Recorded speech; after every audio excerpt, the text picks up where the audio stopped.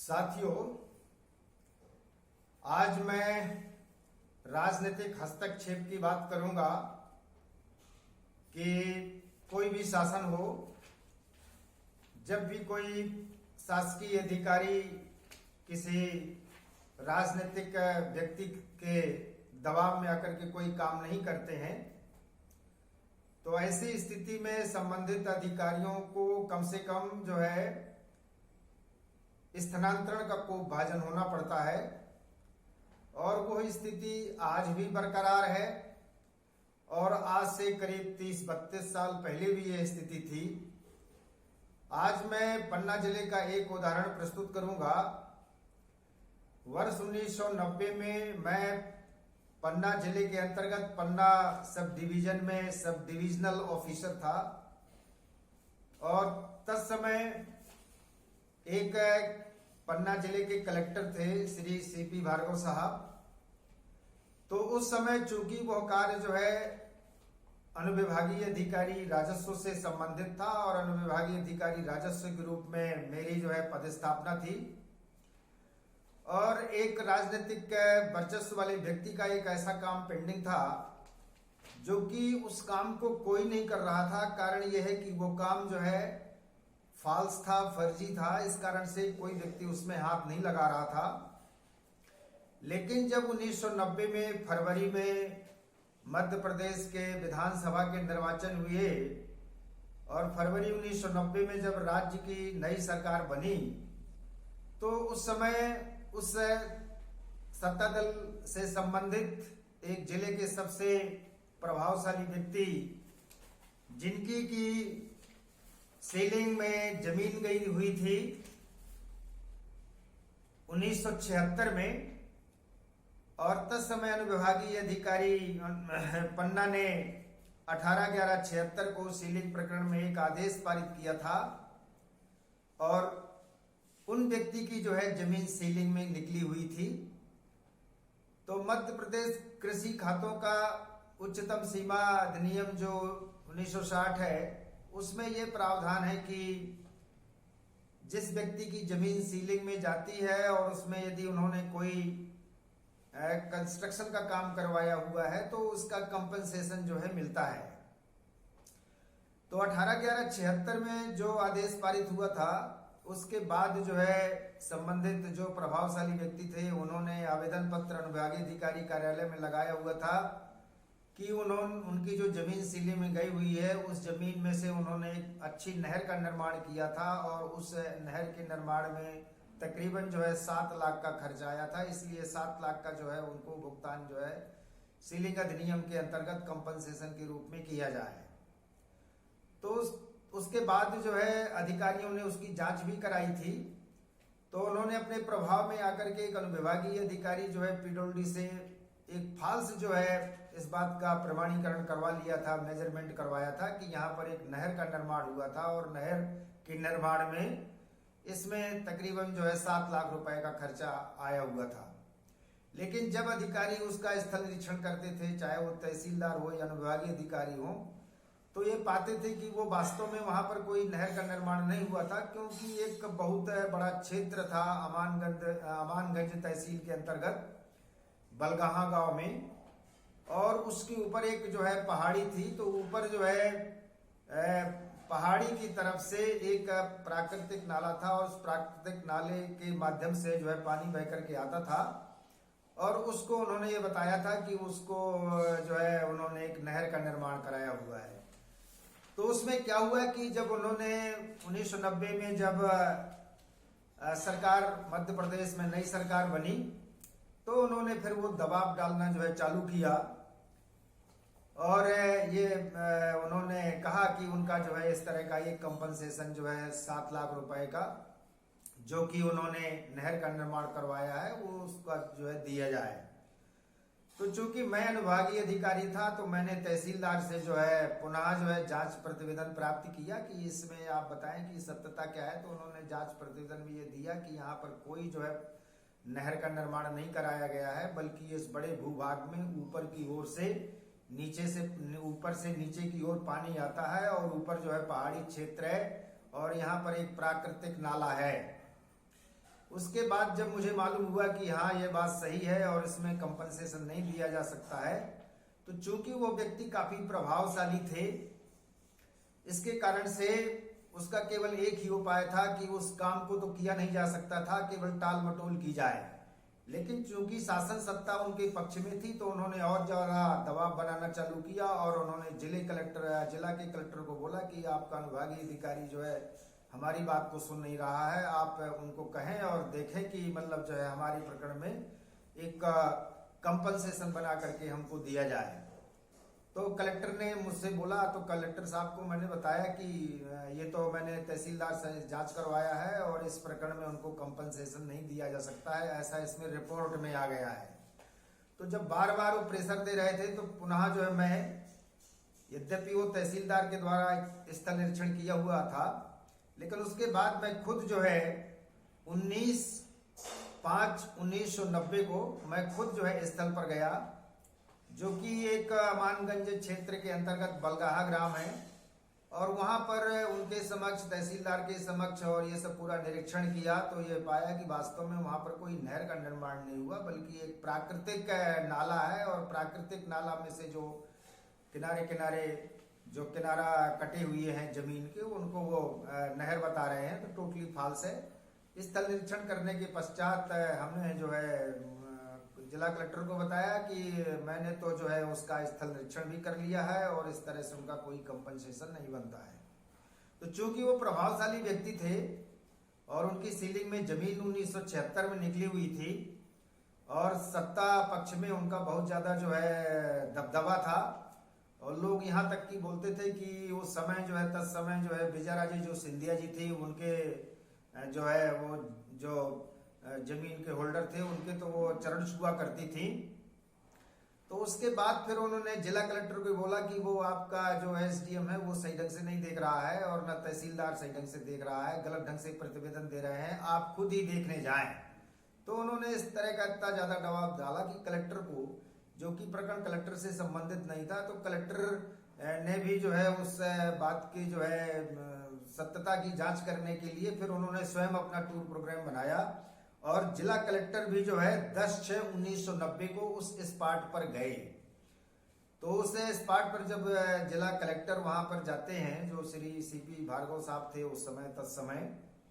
उन्होंने देखा, मैं भी उनके साथ में था, और वहां की जो अमानगंज क्षेत्र के नायब तहसीलदार हैं वो भी साथ में थे, और जो जिनसे संबंधित वो प्रकरण था, यद्यपि वो स्वयं तो नहीं गए थे, लेकिन उन्होंने एक अपने करिंदे को जो है वहां पर भेजा हुआ था। तो जिला कलेक्टर ने जब उसका निरीक्षण किया, तो जिला कलेक्टर ने तो खुद ही वहीं पर स्पॉट पर बोला कि भाई ये तो जो है प्राकृतिक जो है नाला है, यहाँ तो किसी तरह कोई नहर का निर्माण नहीं किया गया है, और ये जो है हमारे जो अधीनस्थ अधिकारी हैं ये गलत फिर आपको कंपनसेशन कैसे दे देंगे। तो कलेक्टर ने खुद ही निरीक्षण किया। तो जब कलेक्टर ने भी निरीक्षण कर लिया,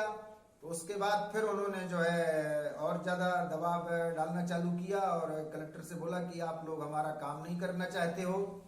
अब चूंकि उनका काम तो हो नहीं सकता था, पूर्व से ही सारे अधिकारी केवल इस बात को टालते रहते थे कि इनसे कौन झगड़ा मोल ले,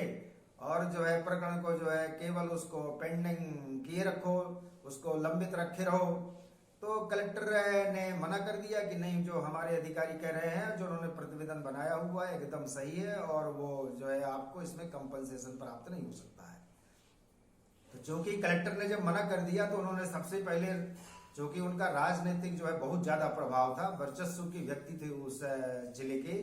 तो उन्होंने तत्काल 1990 में उनके जो है भ्रमण दिनांक 10/6/1990 के बाद तत्काल जो है उनका ट्रांसफर करा दिया जिला कलेक्टर का, जबकि जिला कलेक्टर को उस प्रकरण में कोई आदेश पारित नहीं करना था। उस प्रकरण में आदेश तो मुझे एज अनुभागीय अधिकारी के रूप में पारित करना था। तो जब उन्होंने कलेक्टर का ट्रांसफर करा दिया, तो मैं समझ गया कि जब जिला कलेक्टर का ट्रांसफर हो गया है तो मेरा ट्रांसफर तो होना ही होना है। तो मैंने सोचा कि फिर आने वाले अधिकारियों के लिए बड़ी दिक्कत जो है इससे होगी और बहुत जो है परेशानी भी होगी।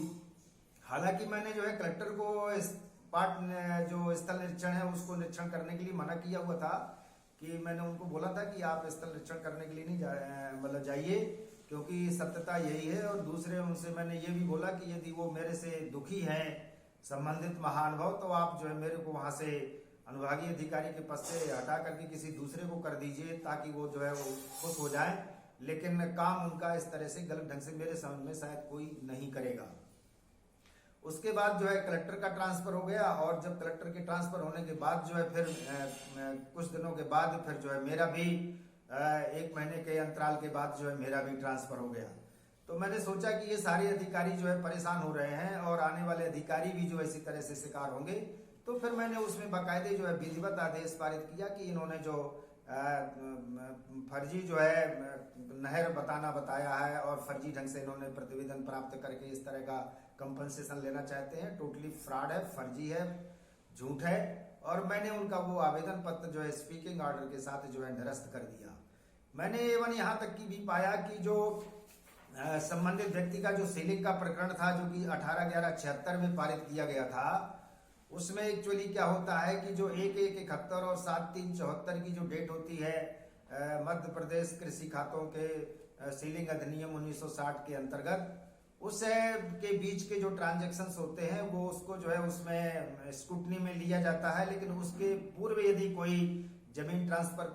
कर दी जाती है तो उसको स्क्रूटनी में नहीं लिया जाता है। लेकिन उन महाशय के पास इतनी ज्यादा जमीन थी, करीब करीब जो है उनके पास उस समय जो है तत्समय 800 एकड़ जो है जमीन लिखी हुई थी। लेकिन अनुविभागीय अधिकारी ने, और उन्होंने अपने जो है सीलिंग अधिनियम से बचने के लिए उन्होंने क्या किया हुआ था कि उन्होंने एक ही परिवार के 5 व्यक्तियों को जमीन जो है दान में दे दी थी, और जो कि दान में की हुई जमीन भी जो है सीलिंग अधिनियम की सीमा में आ गई थी। कारण क्या है कि उसमें किसी परिवार को जो है 54 एकड़ जो है जमीन धारण करने की पात्रता रहती है। तो मैंने उनका प्रकरण का जब स्क्रूटनी किया और मैंने दिखवाया, तो मैंने ये पाया कि ये वास्तव में जो है तत्समय 18/11/1976 को जो विभागीय अधिकारी ने आदेश पारित किया है, उन्होंने उनके सीलिंग प्रकरण में तो उनके जो है इतना उनके जो है सीलिंग में जमीन निकाली है, लेकिन जिनको उन्होंने जमीन दान में दे दी वो खुद ही सीलिंग में आते हैं। तो इस तरह से वो जो है जमीन और निकलना थी जो उन्होंने जो है सीलिंग में नहीं निकाली थी। और परिणाम इसका ये था कि वो जो परिवार था वो त्रिपुरा राज्य के रहने वाले थे, और उन्होंने ही उनको जो है फिर बाद में जो है उनसे उन्होंने मुख्तियारनामा करवा लिया था, और उस जमीन को जो है वो बेचते भी रहते थे। तो मैंने उस प्रकरण का पुनः उनका परीक्षण किया, तो मैंने ये पाया कि ये तो इसमें बड़ा फ्रॉड काम हुआ है। जमीन जो है सीलिंग में ज्यादा निकलना चाहिए थी लेकिन कम निकाली गई है। और उस समय तत्समय तरह तरह की चर्चाएं रहती थी कि संबंधित अनुविभागीय अधिकारी ने उनसे काफी कुछ लेन देन करके, और पन्ना चूंकि हीरे के लिए विख्यात है, हीरा आदि लेकर के उनकी जमीन जो है सीलिंग में छोड़ दी है। तो फिर मैंने जो है उस समय फिर एक प्रकरण का अध्ययन किया और देखा, पूरे दस्तावेजों की स्क्रूटनी किया, तो मैंने ये पाया कि अभी तो सीलिंग की जो जमीन है उसमें से और निकल रहा है, क्योंकि जो दान में जमीन दी गई है वो दान में देने वाली जमीन ही जो है उसमें सीलिंग में आ जाती है। तो मैंने एक जिला कलेक्टर को एक आवेदन बनाया, एक प्रतिवेदन बनाया, प्रकरण क्रमांक प्रवाचक 90/934 पन्ना दिनांक 8/8/90, और उनको ये प्रतिवेदन दिया कि सीलिंग में जो जमीन जो 18/11/1976 को विभागीय अधिकारी ने निकाली है उसमें सही ढंग से परीक्षण करके नहीं निकाली है। चूंकि विभागीय अधिकारी ने जो सीलिंग अधिनियम के अंतर्गत आदेश पारित किया है वो गलत है, और उसका जो है जो पुनरीक्षण है वो या तो कमिश्नर कर सकते हैं या राजस्व मंडल कर सकता है। ऐसी स्थिति में राज्य शासन की ओर से राज्य संभागायुक्त के समक्ष जो है ये जो है रिवीजन के लिए, इसके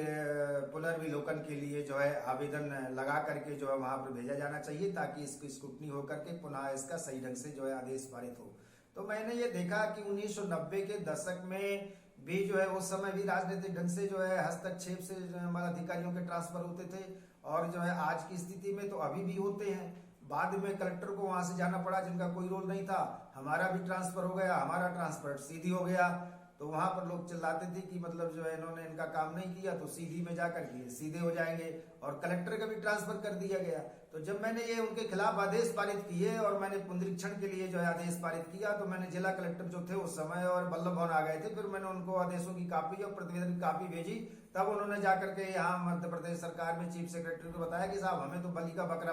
बना दिया गया है और हमको जो है गलत ढंग से हमसे काम लेना चाहते थे, इसलिए हमको जो है जिला से हटा दिया गया, जिला कलेक्टर पद से। तो उस कारण से फिर बाद में जो है संबंधित जिला जो पन्ना जिले के कलेक्टर थे और जिनका बल्लभ भवन में ट्रांसफर हो गया, तो बाद में उनको फिर बाद में दूसरे जिले में फिर कलेक्टर बनाया गया। यद्यपि मैं तो सीधी जिले में गया तो मुझे तो वहाँ अनुभागीय अधिकारी ही बनाया गया, लेकिन कुल मिलाकर के ये है कि राजनीतिक ढंग से जिस तरह से ट्रांसफर जो है 1990 के दशक में होते थे, आज के दशक में भी होते हैं। मैं ये किस्सा इसलिए बता रहा हूँ क्योंकि ये इस तरह के जो कोई भी अधिकारी होते हैं, जब उन्हें काम तो करना ही पड़ता है, लेकिन जब काम जो है किसी राजनीतिक दल जो होते हैं या उनके कोई वर्चस्व वाले व्यक्ति होते हैं उनके पक्ष में नहीं होता है, तो वो ट्रांसफर करा देते हैं, क्योंकि ये तो उनका मतलब जो एक तरह से बड़ा अधिकार है।